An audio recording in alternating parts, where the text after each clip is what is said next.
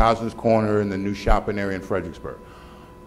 Do you know what their purpose for going there is? Are they going to jobs or are they going to shop? Do you have any idea what that is? We conduct periodic onboard surveys Right. of our passengers, and you know, they use Fred for all the regular reasons you'd think. Most of them are using them to get to jobs. In Cosner's Corner? Well, on the system. Right, okay. People can't get to Cosner's Corner now Right. from Caroline County. Okay. So the main economic activities there, of course, are shopping, medical facilities, Right. social services, are all located at Cosner's Corner. And we do provide, for every Caroline County bus that comes into Lees Hill, there are 4 buses connecting to other points in Spotsylvania and the city of Fredericksburg to move people onwards. Now, I appreciate that now having to transfer to get into the city of Fredericksburg, where one used to be able to take a single bus all the way into the city of Fredericksburg, is a degradation of service, is a perceived degradation of service. It costs more money, you have to make a connection, you have to get off one bus on another bus to make that trip. So that's something that we're sensitive to and we considered as we contemplated these changes. Okay. Then realistically, if we go back, if we said today, right now, we're going to go back to the old schedule, then all those folks who work in Carmel Church who came here tonight that need Fred to get to work would be able to get to work normally, like they did 2 weeks ago. If we went back to the schedule that existed prior to last week. The old schedule, right. And that old schedule is still within the same budget, so it wouldn't cost you any additional money to go back. I would have to count up the hours, but I think that is the case because we also adjusted the C2 Right. service. To make up for So there might actually be a few extra hours that would provide some additional service on the C2. But you know, of course, that almost nobody rides the C2 bus. Okay. If it's, I mean, I think really what we should have done and we should do in the future is maybe we have like a community forum meeting like this right here. Nobody's fault. That's the way we just need to do things better. But I think those folks would be happy if we went back to the old schedule as quick as possible, and then probably we work with them and figure out how to make Fred work better for all of us. And I think that's the best win-win situation we can get right now, because you're going to lose revenue because they can't get to work, so they're not going to ride Fred. They're not going to be happy, which means I'm not going to be happy. I'm going to make you unhappy.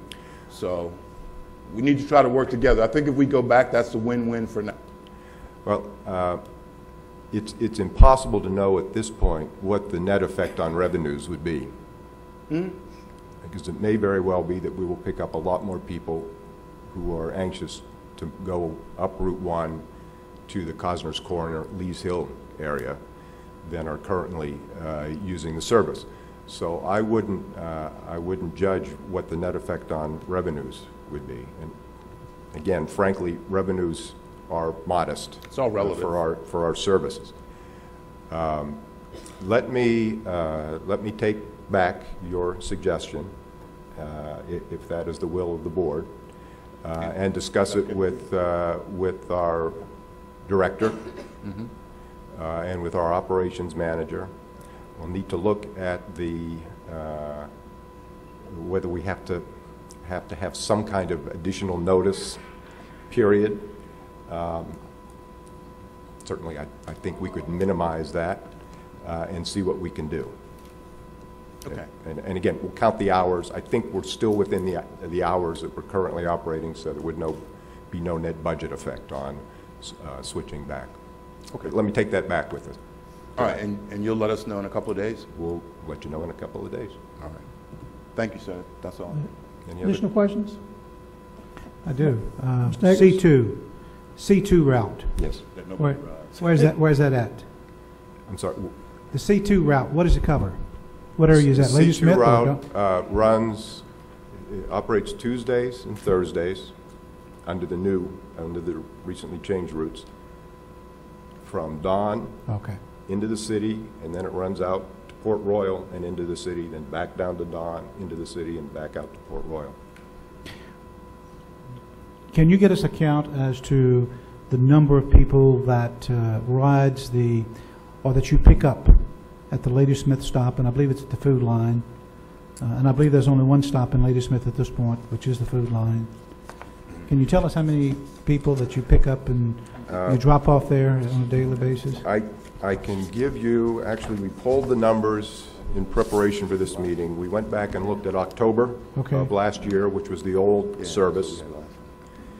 Because literally we have to go into boxes and pull the daily sheets and look at where everybody got on. So October is usually a pretty good month. In October 2009,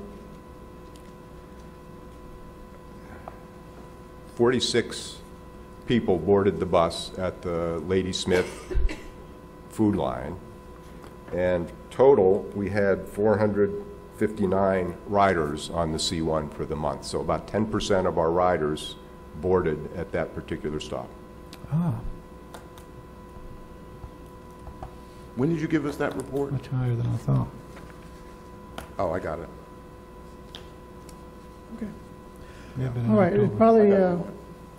when does your next report come out on your You total want that numbers? report we just gave you? We make monthly reports Okay. It was November we got it. by jurisdiction, Okay. and we, of course, have now wrapped up 2009, and 2009, relatively speaking, was a good year for Caroline County, the highest number of riders in the service's history. I think a little over 8,000 riders in 2009, and we hope the number's better in 2010. Okay. All right, well, thank you so much. We appreciate you working with Mr. Thomas and the concerns that he had, and we appreciate you guys coming out. Thank you. All right, next on discussion, request from school board or from schools for remaining funds of previously approved capital school projects. I think he got it. Dr. Killo, good evening, sir.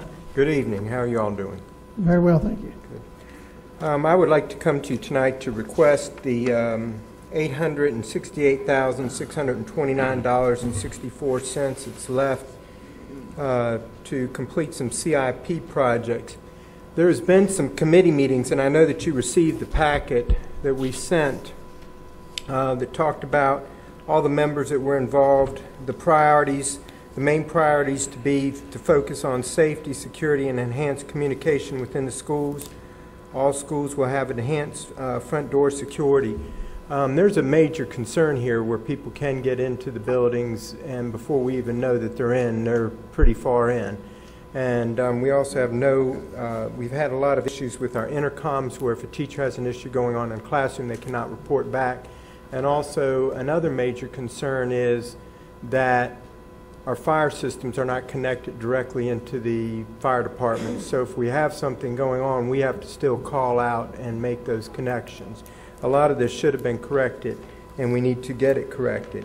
We need to, in this, we looked at safety as a major concern. The committee worked over months of looking at and looking through and deliberating through all the issues. They met on a number of occasions. They came down with the importance of these things. Also to improve lighting at Caroline Middle School. A lot of the people that we had a couple issues this past year where people were using the rec park and parking in the lot at the middle school, and their cars and stuff were broken in after hours, you know, when it was dark, because the lighting system there has failed, and we need to figure out why it has failed. When we go to board meetings and stuff at night, it's very dark in the lot. The other thing is repair to the annex roof and replace of the HVAC. We had some contractors come in specifically for that, and we can actually save the slate roof and do some damage repair and do quite a few things there. We also have Governor's School students housed there, and during the cold spell, the classroom temperatures were as low as 58, 60 degrees in that building. And we need to be able to replace some of those barred units. In the proposal, you can see that we have already addressed, as part of the $868,000, the feasibility and the annex sewer, which were already approved. That is part of the 868, so it's not quite that full amount of money. We also have the HVAC at $150,000, Bowling Green Primary receiving intercom and security system at $75,000. Madison Elementary School receiving a main entrance and intercom system. We've met with the redistricting because Lewis and Clark Elementary School is so overcrowded. We're going to try to move about 125 students to 150. Is that about right? 150 to 160 students out to Madison. But again, that's a school where if you walk, when you walk into Lewis and Clark, you have to go into the office to get into the building. At Madison, you can walk right in the building and you're in the building. There's no security, no buzzing. We talked to the architect and he drew us some quick renderings where they could put a front on the main part of that building where we could have them come relocate the office to the front. That school will now be serving over 500 students as of next year.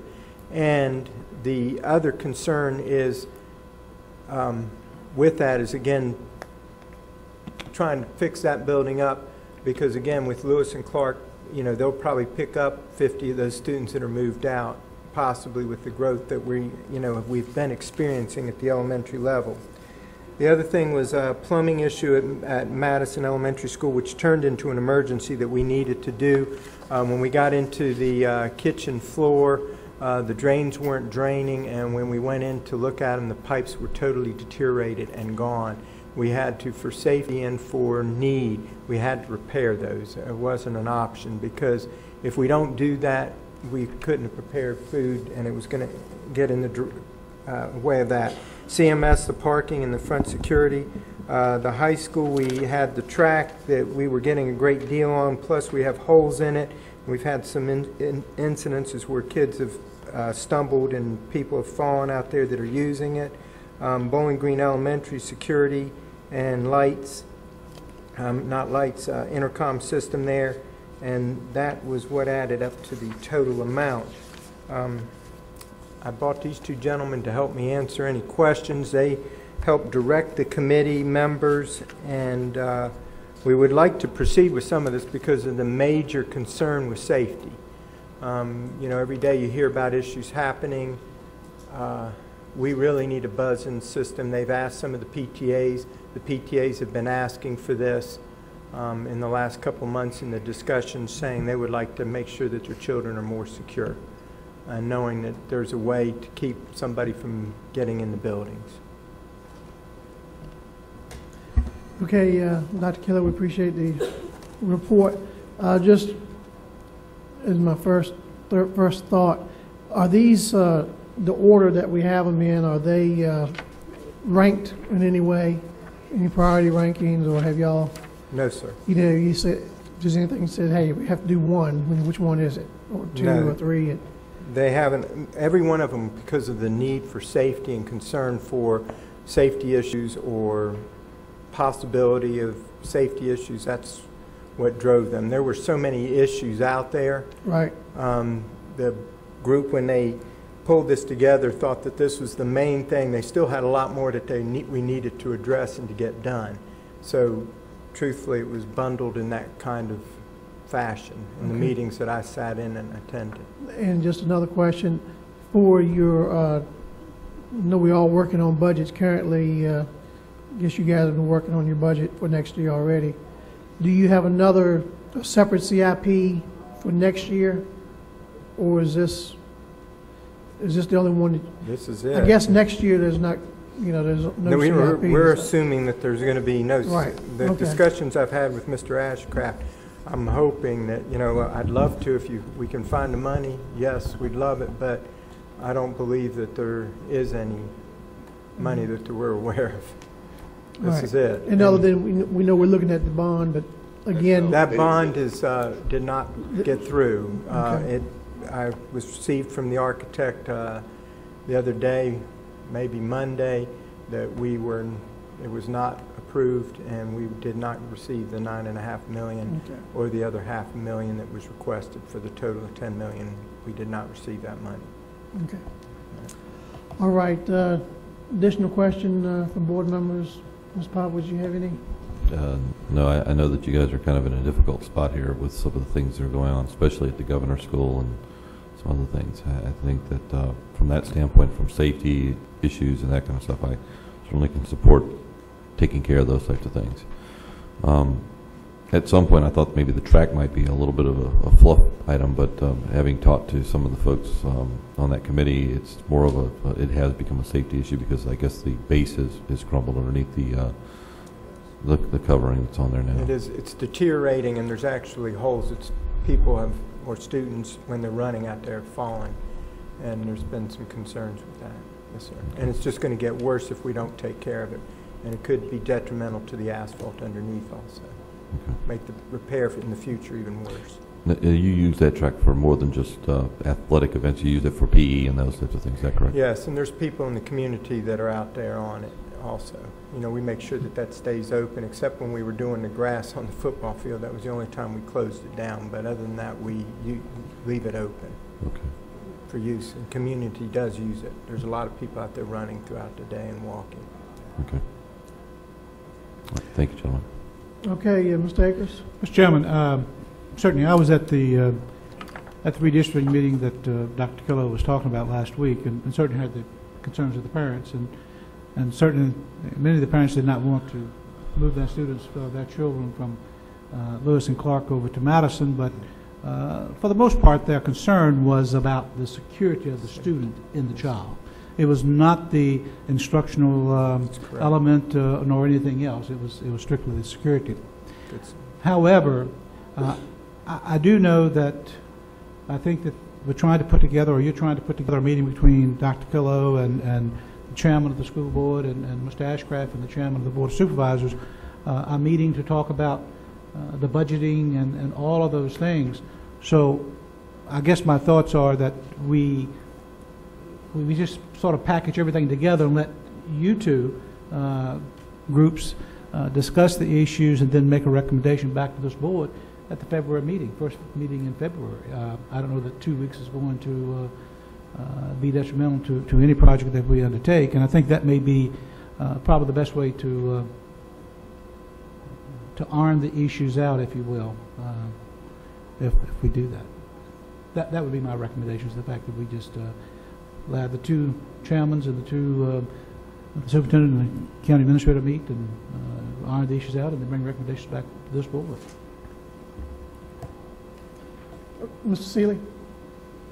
Dr. Keeler, you and I have had this discussion in the past with intercom systems, and I'm a little skeptical of actually hardwiring and chewing up through the walls trying to run wire. You've got wireless throughout the buildings. Shouldn't we be going to something like Skype phones, give teachers the ability to communicate not only with central office or with the office, but amongst themselves when needed? I think we ought to look at the money that we've put in technology into those buildings. We ought to be leveraging into something that we can use and greatly reduce this cost. Because I see $75,000 for intercom and cameras, and I still think we could do that better and cheaper and have a much better product in the end. Well, you're dealing with, Mr. Seeley, what you're dealing with there is most of that money is tied up in the buzz-in system and check-in system. Also connecting the system to the fire stations and having better access. So when a fire alarm is pulled, those fire systems, some of them are very antiquated, am I correct? Yes. And you know, if I read down through the supporting information on them, they show that, let me see if I can find that. Safety and security, enhanced communication. The fireboxes do not report alarms to local fire department. Recommend replacing with an integrated system to alert fire department and security monitoring companies of things that are going on. If there is even a break-in at the school, we don't have that flexibility right now. A lot of the intercom system would be just, again, an upgrade, not an overhaul of the entire system. Is that correct? Let me back up then, because have a nephew who's got a scanner on all the time, and I've heard a number of calls made to the sheriff's office based on the alarm system in both the schools in Ladysmith with something ajar. And Scott, can you help us out? You guys respond to those calls now. There's some alarm system that notifies dispatch or the sheriff's office. Is that not correct? So I guess I'm confused in what we're talking about, since That's through Vector, the company. Every school has an alarm system through Vector Security. Only Lewis and Clark and Madison are protected for fire alarms. No other school is protected. If an alarm is pulled in a school, you must call 911.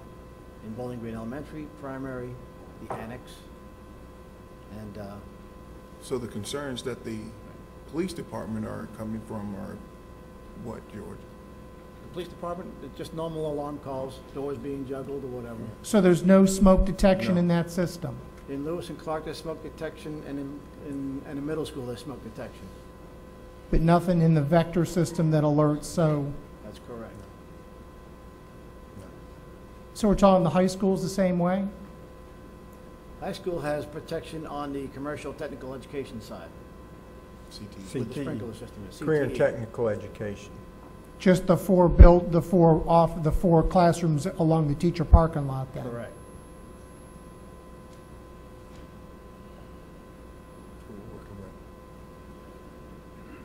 Okay. All right. Thank you, Mr. Seeley. Mr. Vice Chairman?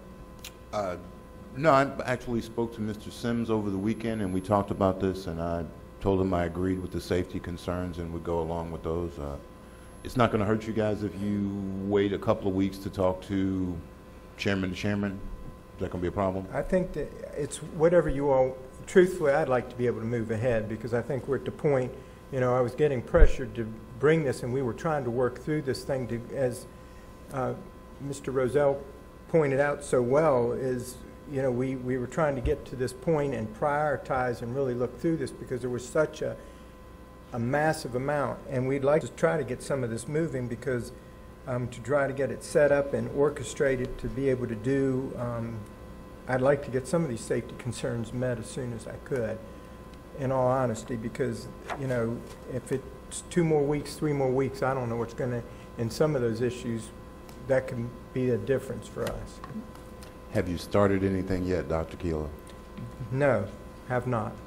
The only thing that I shared with you we did was the plumbing issue, because we had to do that. Other than that, no, they've been pulling at my strings to do it, and I said you had asked me last time, and I said I wouldn't do that. I appreciate you not doing anything before you had the chance to get the money, so I appreciate that. But you know, as I said to Mr. Sims, I don't know if he conveyed that to you or not, or the rest of the board, but I said I was in favor of all the safety projects. So I just want to make sure the slight delay wouldn't hurt you at all. Okay, and I think we're going to try to meet Monday, I have to check with Mr. Wright. Mr. Wright, and if that works out, and maybe we can get our punch list, let's figure out which ones we can do. And I think everybody knows, and it's no secret in this room, that, you know, all of us are waiting to see what's coming down from Richmond from the General Assembly.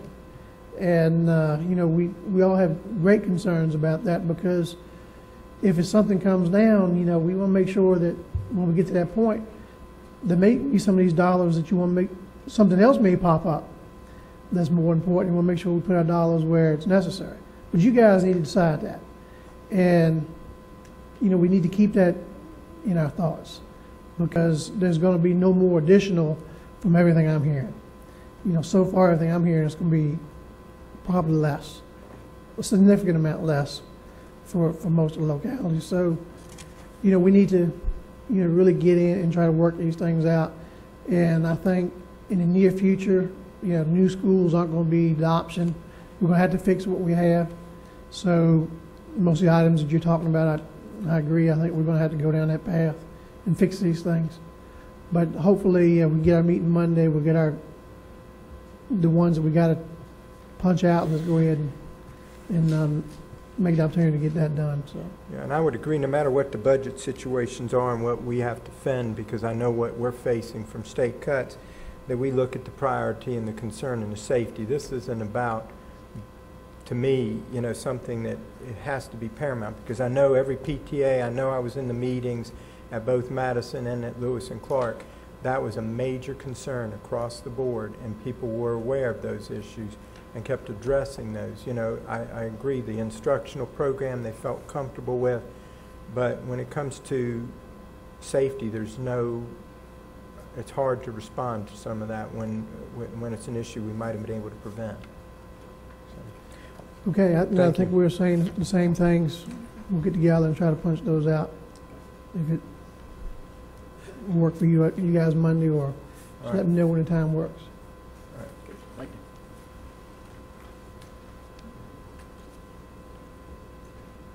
you. All right, that pretty much takes us to item 9. We've already had our fiscal year 2010 second quarter budget report. So Mr. Ashcraft in his new format has laid out the reports to the board. The board members have any questions of Mr. Ashcraft of his reports? Mr. Chairman, I'm sorry, I have a couple other things just to add. Okay. That came in the last day or two, and All right. I don't want to delay, but I just want to call your attention to it. There's an invitation on your space before you from the library board, inviting you to a Wine for Words reception on March the 13th, and I believe this is a fundraiser for the new branch library in Dawn. Didn't want that to get caught up in your papers there without giving you a chance to look at it. Mr. Chairman, I mentioned this in my report, but I thought it was worth mentioning to the television audience that Mary Washington Hospital, which was always under Medicor, is now under the name of Mary Washington Healthcare. And signs will start to be erected in that regard in the near future, and Fred Rankin, the CEO, notified us officially of that. There was a letter sent to me from Dr. Killo, or to Dr. Killo from Delegate Peace, saying that Delegate Peace supports a freezing or the delaying of the implementation of the composite index, which would still provide Caroline with additional funding, because if it isn't frozen, there's the possibility it could be readjusted, and that adjustment could go in the wrong direction and hurt us as opposed to helping us. So at least the freeze will maintain the current rate, which, as you realized two years ago, that was to our advantage. Before you leave that subject, is that a freeze on the composite index that was released at the end of last year, which gave us more money, or is it the Yes. freeze to go back to last year? No, that's a freeze that would freeze it on what it is On right what now. it currently That's is, which correct. means we would get more money. That's correct. Okay. That's okay. correct. I just want to make sure. 'Cause Yes. There's a thank you note here from Mayor David Stork on everyone's participation in the Christmas parade and everything that happened there. I know, Mr. Akers, you were a judge, I believe. Is that correct? And Congressman Eric Cantor is inviting each of you to a 5th annual Local Leaders Appreciation Lunch on Wednesday, February the 17th. If any of you would like to attend, please let myself or Ms. Hall know. It's at the Grays Mountain Lodge in Syria, Virginia. Mr. Akers is confirmed. Ms. Hall, anyone else at this time? No. That's February 17th. It begins at 11:30. It will end at 1 o'clock. And finally, and this is a little ways down the road, but Chief Lehman would like for you to put this on your calendar, that the regional school will again have its opening ceremony on April the 24th, in which Mr. Rozelle will be asked to give remarks, and then that evening at 5:45 is the annual steak dinner at the Town Hall in Bowling Green. And Mr. Chairman, members of the board, I really want to say a sincere thank you for the prayers and the kind words and the phone calls and the emails on behalf of my wife and her surgery. I'm happy to report that she is recovering very, very well, probably more quickly than anticipated, and I know that comes from the genuine support that she gets as part of this government family, and we're just so grateful for that.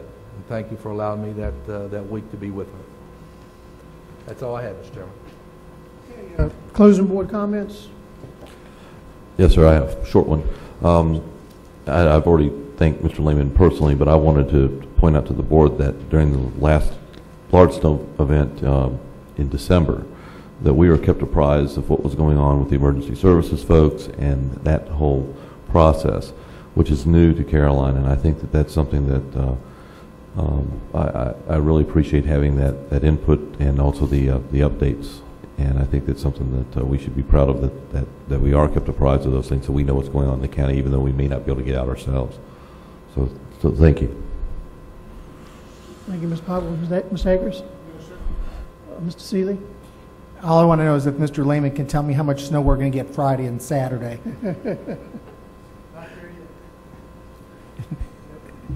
No other comments, Mr. Chairman. You know, on that note, I'm not sure who would know, Mr. Lehman or Mr. Borshak, but I asked Charlie Stunkel last time when he was here about snow removal and the snow contractors, and the gist of the complaint I got was from a resident who lived on one street, and the contractors were doing several other streets over and over again and never got to that one. So I don't know who, whether it's one of you or Mr. Ashcraft, but if someone could please touch base with Mr. Stunkel to make sure that doesn't happen again, I'd appreciate it. I mean, or is made better, you know, rather than doesn't happen again. But this is, of course, if you guys can just say it's just going to be a light dusting. If you know that, that's wonderful. But is that what it is? Is it light dusting, or? Should get an update over the next couple of days through VDOM, so I'm looking to report out as soon as I can. Hopefully, yes. I thought you were going to say you had a real good connection with the man who makes snow. So, okay. That was it. Thank you, Mr. Chairman. Okay, also, sometime, I think in February, we certainly want to consider our annual trip to Washington, talk to our congressional delegations. We have some important pressing issues, I think, that would, you know, behoove us to make sure we make that trip. And I certainly would invite all board members to do that, and just ask Mr. Ashcraft to make those arrangements and make arrangements so that we could all travel, if that's the wish of the majority of board members, to talk about things that we need and see that Caroline County needs. So we'll be planning that endeavor. Okay. That being said, I'll see adjournment next. Do we have any closed meetings? Mr. Akers, you said you had something that you want to bring back up. Oh, yes. Yeah, on appointments. Yes, sir. I would like to really consider the motion I made earlier about the school appointment to the Recreation Committee. You had a second on that? I believe it was you, Mr. Thomas. Yes, I think that... motion to reconsider? Yes, motion to reconsider that appointment at this point in time, and will ask to be put on the agenda for the next meeting.